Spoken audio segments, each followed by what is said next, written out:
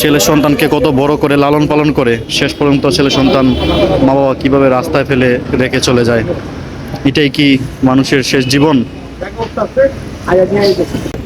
মানুষ বৃদ্ধ হওয়ার পর মা ছেলে সন্তানকে এত বড় করার পরে আসলে ছেলে পেলের উপর শিক্ষাই দেয় না। এটাই।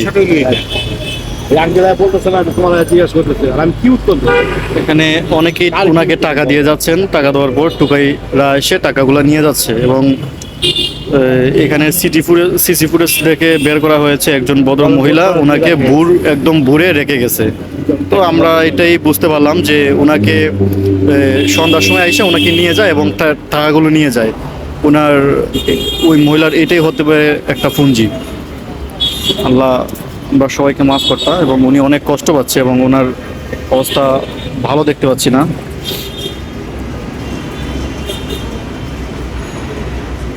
এটা হচ্ছে ঢাকা কাকরাইল। আমি বেলি স্টার থেকে এদিকে যাচ্ছিলাম, হুট করে ওনাকে দেখতে পাচ্ছি।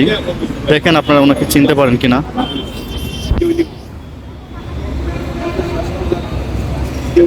উনি অনেক কষ্ট পাচ্ছেন।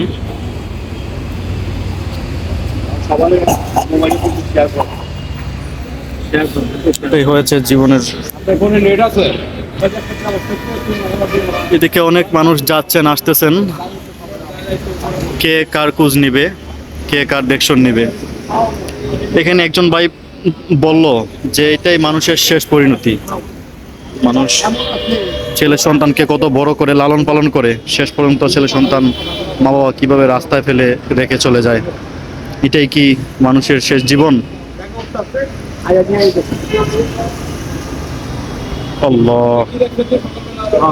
এটাই শেষ জীবন হবে না যদি ইসলামিক নিয়ম আসে এবং ইসলামিক শাসন কায়েম হয় এবং আমাদের দেশটা ইসলামিকভাবে চলে। আমার 100% শিওর এরকম পরিস্থিতি আমরা দেখতে হবে না।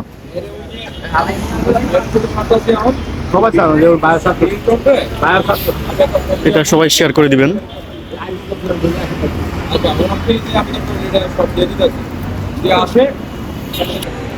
যে পরিস্থিতি দেখলাম মানে খুবই দুঃখজনক।